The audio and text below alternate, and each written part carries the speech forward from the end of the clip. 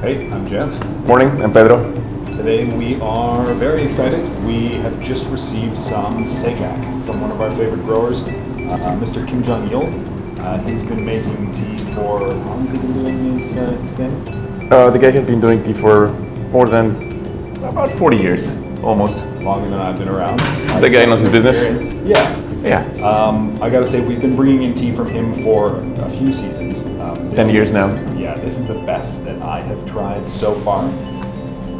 We're pretty excited to brew some up. So this guy's a complete freak. He makes tea. Labor is pretty much he, his wife, and his 10-year-old son. So they like to keep it in the family. They make very small amount of tea, but whatever they do is outstanding. So check this year's Sejak. Sejak means a second harvest spring tea in Korea.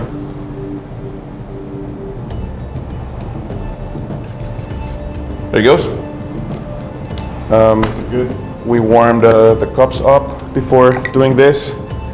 We cool down this water. It is best if you use water around 70 to 75 Celsius. Yeah.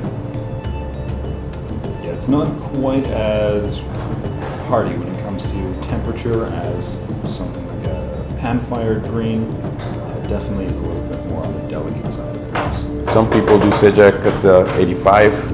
We personally like it a little bit lower. The tea set was made by a very good friend also, Mr. David Louveau de la Guinée, who is now making some stunning ceramics in Sweden. So stay tuned, we will bring some of his ceramics to the tea bar very soon. The guy chops his own wood, digs his own clay, and plays kendo and yoga, and then he makes these things.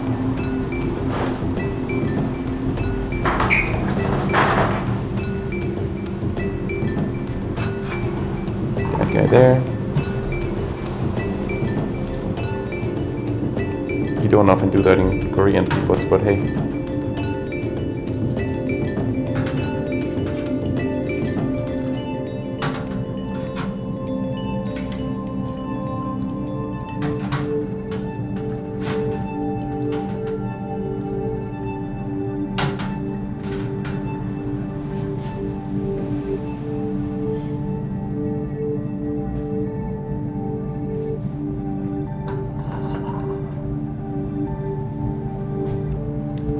Good. Yep. We're starting to open up. It looks stunning. So more about Mr. Kim. The guy is farming on what used to be a family property. The family has had it for a long time. Some of the trees are pretty old. Some of them are about 70, 80 years old. They are scattered all over the mountain, and the guy has peach trees, persimmon trees, you name it. It's got a bunch of fruit trees. It's not a monoculture.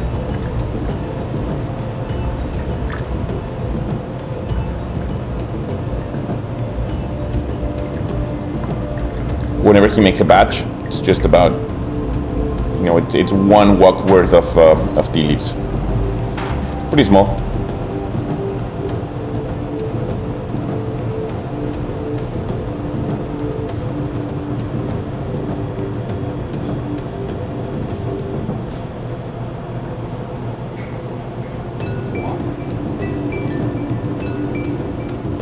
Yeah, man.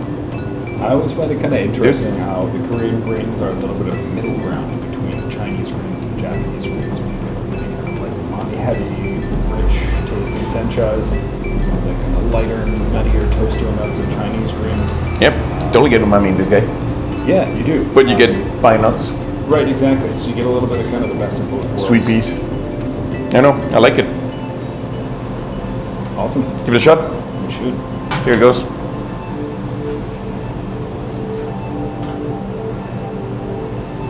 Camera dude.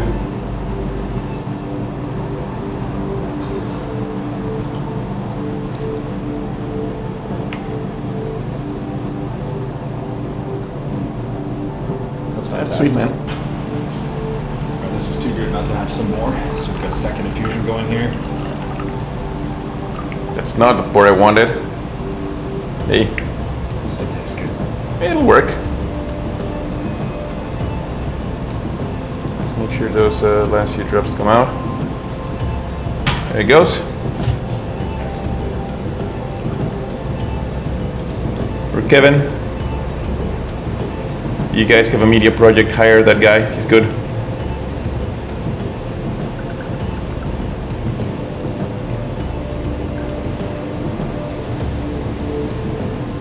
All right,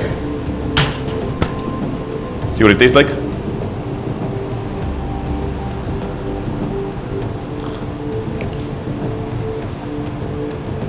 Definitely pine nuts. I would say also pine. Yeah, it's very grassy in a nice way. It's Yeah. not, there's a little bit of astringency to kind of balance everything out. It's not overwhelming. That was a pretty long infusion too. But definitely some conifer notes in there. Yeah. You can Yeah, get I like something. That. That's a good way to put it. There's a lot more sweetness than you often find. Yeah, so something I like a lot about Sejak is, unlike other green teas, you can get into 5, 6, 7 steeps and still get a really pleasant brew. It's very true.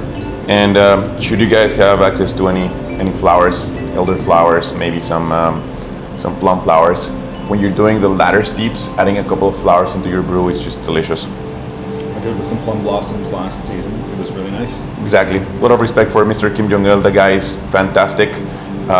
We will very likely get him in Canada in November. It'll be awesome. We're flying that guy, and we'll get him to do a couple of seminars on how to make tea. Stay tuned.